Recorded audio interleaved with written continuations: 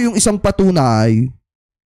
Ito yung sinasabi ko sa inyo kahapon doon sa live natin na etong si Secretary Benhur Abalos kahit na pinagtutulungan sa Senado ng mga kaalyado nitong si Duterte at na itong si Kibuloc, mga kababayan, talagang ipinagpapatuloy pa rin po niya yung pakikipaglaban niya para doon sa karapatan ng mga kababayang pobreng Pilipino na katulad po natin. So ngayon, ito i-play po natin, mga kababayan. Kita nyo kung paano magpagamit yung mga senador dito kay Kibuloy. Ito yung mga panahon na issue na nakaharap, mga kababayan. Etong si Kibuloy sa kanyang mga atraso at nagtatago etong si Kibuloy hanggang sa nahuli. At dahil po dyan nagpatawag ng hearing, eto pong si Senator Ronald Bato de la Rosa, dahil nga nagkaroon daw ng pangaharas doon sa mga taga-KOGC, kahit na yung mga taga-KOGC naman ang nangharas sa ating mga kapulisan. Ano po, so ngayon ito i-play po natin. Itutuloy na kung dapat ang pagmamasahe.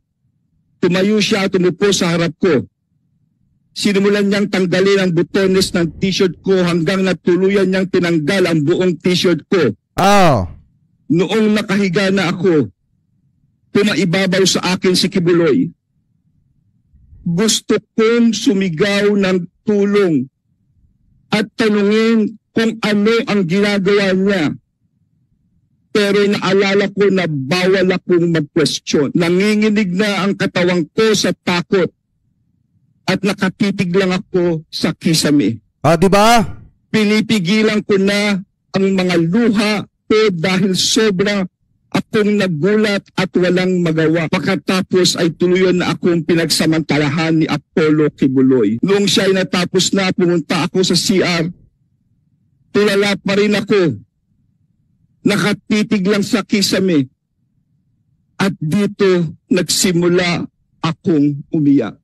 Point of order, Your Honor. Nais ko lang biglang diin. Kita nyo habang nagsasalita dyan, si Secretary Benhur Abalos, pilit siyang hinahadlangan itong si Atty. Torion. Kasi nga, mga kababayan, wala ito, ine-expose na ni Secretary Abalos yung totoo. Inilalabas na niya yung totoo doon sa mismong hearing ng mga senador ni Kibuloc at saka nitong si Duterte. Which is dito sa hearing nitong si Bato de la Rosa. Di ba may ugali etong si Senator Bato na kapag hindi niya gusto yung mga sinasabi ng mga resource person, pinapasukan niya, hinaharangan niya, mga kababayan, yung salita at ini-interrupt niya yung mga resource person na nagsasalita. Pero dito, hindi po nagpatinag itong si Secretary Benhur Abalos. Bagkos ikinwento niya yung salaysay. Binasa niya yung salaysay noong mga babae na nabiktima nitong si Kibuloc, mga kababayan. Ano po, ipagpatuloy pa natin. At dito nagsimula akong umiyak. Point of order, Your Honor. Nais ko lang biglang diin na minor pa ako noong nangyari ang mga ito. Pakinggan natin ang akusasyon. Kung hindi totoo ito, okay, may karapatan siya sabihin na hindi totoo. Pero kung totoo ito, dapat lamang siyang managot sa batas. Diba? At dapat lamang gawin namin ang katungkulan namin. Alam kong binababoy ako, okay lang yun. Pero huwag bakunin ang bata nito. Order lang po, Mr. Chair. Kita nyo? Yan ang kailangan natin, mga kababayan, sa Senado. Yung talagang may boses na ipagtanggol ang mga kababayang Pilipino po natin na naaapi, walang pakialam kahit pa big fish at kaibigan ng dating presidente yung pinag-uusapan at yung nahaharap sa matinding kasong ito. Dahil kung tutusin talaga, mga kababayan, aminin man natin or hindi, wala talagang mga senador na may kakayanan na harapin etong si Kibuloc at parusahan etong si Pastor Apollo Kibuloc, mga kababayan. Ang tanging nakalaban lamang po talaga ni Kibuloc, mga kababayan, at nakipaglaban dito kay Kibuloc para mabigyan ng hustisya ang mga kababayang Pilipino natin, walang iba kung hindi etong si Senator Risa Hontiveros at saka etong mga sekretary, mga kababayan, na katulad ni Secretary Benhur Abalos, na kung saan talagang pag may nagawa kang mali, kailangan mong pagbayaran yan, kailangan mong managot. Pero kung titingnan nyo, ano ba ang ginawa ng iba mga senador na taga-suporta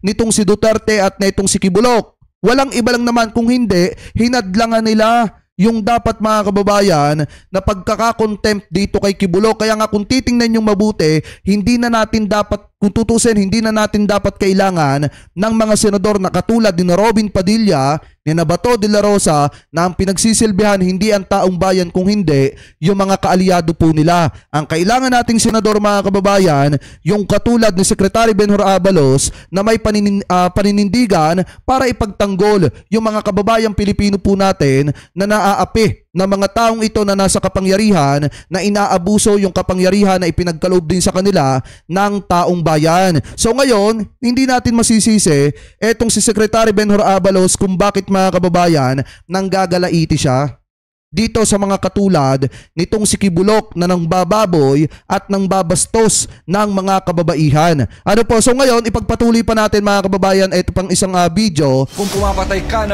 na nakita natin mga kababayan na talagang literal. Alam ninyo kung sino yung pwedeng tamaan dito sa sinasabing ito ni Secretary Benhur Abalos. Ito i-play po natin. Mga tao na walang kalaban-laban na para pumapatay ka. Kung pumapatay ka ng mga tao na walang kalaban-laban na para pumapatay ka lang ng mga hayop, mananagot ka sa batas. Pagmasaker sa mga tao, inutos mo, lalabanan ka ni Abalos. Kalaban ng kriminal, si Abalos yan. Gawa, hindi salita. Alam ko kilala ninyo ha. Alam ko kilala ninyo ha, yung tinutukoy dyan. Na kapag ka ikaw ay nagpapatumba na mga kababayang Pilipino natin, kapag ka walang awa ka na nag-uutos para itumba yung mga pobreng katulad natin, dapat managot ka. Kahit pa sabihin na makapangyarihan ka, kahit pa sabihin na dati kang presidente ng Pilipinas, basta lumabag ka sa batas, dapat managot ka. Kasi hindi naman pipede na puro mahihirap lang yung napaparusahan at nalalapatan ng kamay ng batas. Dapat masampulan din yung mga dating nasa kapangyarihan na inabuso yung kanilang kapangyarihan at nanamasa at ginamit sa masama yung kanilang mga kapangyarihan. At yan yung isang patunay mga kababayan na hindi talaga sasantuhin ni Secretary Benhur Abalos eto pong mga politikong ito na umaabuso sa kanilang kapangyarihan. Kahit pa sabihin na ikaw ay anak ng Diyos na katulad ni Kibulok, hindi ka sasantuhin ni Secretary Benhur Abalos kapag ka may ginawa kang mali, lalo na kapag ka ang kalaban mo ay yung mga pobreng Pilipino na katulad po natin, especially yung mga kababaihan na walang kalaban-laban. Ano po, so sana, mga kababayan, sa darating na Mayo 12, suportahan natin etong si Secretary Benhur Abalos dahil kailangan natin yung senador na katulad niya na yung katapatan ay nasa Republika ng Pilipinas at hindi doon sa kung sino-sino man na mga politiko, hindi katulad ng PDP laban mga kababayan na ang kanilang main goal kaya daw tumakbo ay para harangan yung impeachment trial nitong si Sara Duterte. So meaning mga kababayan, hindi kayo ang paglilingkuran. Ang paglilingkuran ng mga yan, walang iba kung hindi ang mga Duterte. So ang kailangan natin na mga politiko ay yung tapat sa watawat ng Pilipinas, hindi sa kung sino man na mga Punsyo Pilato dyan. Mga kababayan, ano po, kaya sana suportahan natin sa darating na Mayo 12 etong si Secretary Benhur Abalos, number 1 sa balota. Mga kababayan, ano po, eto pa. Yung isa mga kababayan na sana suportahan din natin sa darating na Mayo 12, walang iba kung hindi etong si Tito Sen. Mukha atang mukhang 4 lang ata mga kababayan yung senator ko sa darating na Mayo 12. Kasi yung iba medyo bumabalimbing na. Nagbabaligtar na mga kababayan. Bukod kay Camille Villar, bukod dito kay kay Amy Marcos, meron pa mga kababayan na bumabali-balentong. Alam ko namang kilala nyo yon dahil mas updated kayo sa akin mga kababayan. So ngayon, pakinggan muna natin etong plataforma ni Tito Sen. Isa sa batas ko po ang 14-month pay para may pangmatrikula sa kalagitnaan ng taon. Ipagbabawal po natin ang fake news, agarang takedown at pananagutin natin ang nagpapakalat nito. Iyak ang mga DD-shit. Kaya ayaw nilang manalo si Tito Sen. Kasi pag nanalo si Tito Sen, automatic takedown. Takedown mga kababayan, yung mga nagpapakalat dyan ng fake news. Especially, alam naman natin kung sino yung malimit magpakalat talaga dyan ng literal na fake news mga kababayan laban sa ating gobyerno. So kapag ka nanalo si Tito Sen, yan yung isa sa pinakabatas na tututukan or pinaka-issue na tututukan ni Tito Sen, ang puksain ang fake news dito sa ating bansa. Ipagpatuloy pa natin. Para sa tamang pakikipaglaban sa illegal na droga, palalakasin ko ang rehabilitation at preventive education sa kabataan. God Ah. permitting, kapag ibinalik niyo po ako sa Ibig sabihin, napakaganda nung hangarin nitong si Tito Sen na ilapit yung mga kabataan sa edukasyon, mga kababayan. Mas ilapit sa edukasyon para maiwasan yung paggamit ng ipinagbabawal na bato. Kasi alam nyo mga kababayan, sa totoo lang, ang pananaw kasi ni Tito Sen, hindi katulad ng pananaw ni dating Pangulong Duterte na kailangan yung mga kababayan Pilipino natin ay itumba lang ng itumba. Ang kay Tito Sen, mga kababayan, kailangan kapag ka ikaw gumagamit ng ipinagbabawal na bato, dapat hulihin ka at ipasok ka sa rehab. Iparehab ka mga kababayan, at kung ikaw naman ay nakagawa ng krimen, dapat kang mabulok sa bilangguan at harapin mo yung mga kaso na kakaharapin mo. Ano po, at ang isa pa dito mga kababayan, ang pinakatututukan ni Tito Sen ay yung mga kabataan na mas mapalapit sa edukasyon mga kababayan. Especially, ang isa rin sa tututukan ni Tito Sen na makakatulong sa mga kababayan Pilipino po nating manggagawa ay yung 14-month pay mga kababayan. Dahil alam ko naman po, marami sa mga kababayan Pilipino manggagawa po natin ang talagang tinitingnan din kapag ka pumapasok ng trabaho kung may 13-month ba or wala. Pero ngayon mga kababayan, mas mapapaganda pa yung 13-month dahil magiging 14-month pay na po siya mga kababayan. Ano po ngayon, ipagpatuloy pa natin. Senado. Hindi ko po tatanggapin ang sweldo ko ng 6 na taon. Sa halip ay ibibigay ko sa mga mahihirap na estudyante para sa kanilang edukasyon. Tito Soto, number 59 sa balota. O napakaganda rin nun, hindi niya kukuhanin yung sahod niya bilang isang senador bagkos ibibigay niya sa mga estudyante na mga mag-aaral. Mga kababayan, ano po, para makatulong sa mga estudyante na kapuspalad na hindi na kayang pag-aralin ng kanilang mga magulang.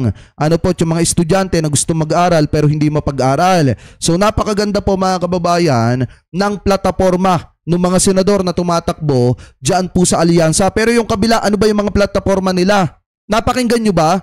Yung mga plataforma nila, ang plataforma nila, dapat silang ipanalo kasi para maisalba itong si Sara Duterte sa bingit ng impeachment. Kaya nga mga kababayan, sa totoo lang, piliin ninyo yung mga senador na subok na sa napakahabang panahon at yung mga tumatakbong senador ngayon mga kababayan na talagang subok na sa pagsiservisyo sa mga kababayang Pilipino po natin sa napakahabang panahon. Ano po, wag nyo na pong piliin yung mga katulad ni Robin Padilla, ni Philip Salvador na wala naman talagang alam pagdating sa pagiging public servant. Namigay lang ng konting tulong, ang gusto na agad hangarin ay maging isang senador. Hindi naman po pwedeng ganon. Dapat bago ka maging isang huwarang senador, dapat unang-una maging huwaran ka muna sa mga kamag-anak mo at sa sarili mong pamilya. Dapat natutugunan mo yung pangangailangan especially ng anak mo. Pero kung hindi mo nagagawa yan, hindi ka pwedeng magsenador. Dahil kung sa sarili mong pamilya, sablay ka na, ay di lalo na kapag ka naging senador ka pa. Kaya nga mga kababayan, sana pagdating ng Mayo 12, maging matalino po kayo sa pagpili ng mga kandidato. Huwag nyo mga kababayang suportahan yung mga kandidato na kaya lang tumatakbo ay dahil nakikigaya lang sa kanilang mga kaibigan. Ano po? So kayo, mga kababayan, kung kayo po ang tatanungin, ano po masasabi ninyo, hingil po dito sa mga topic na ito na tinalakay po natin.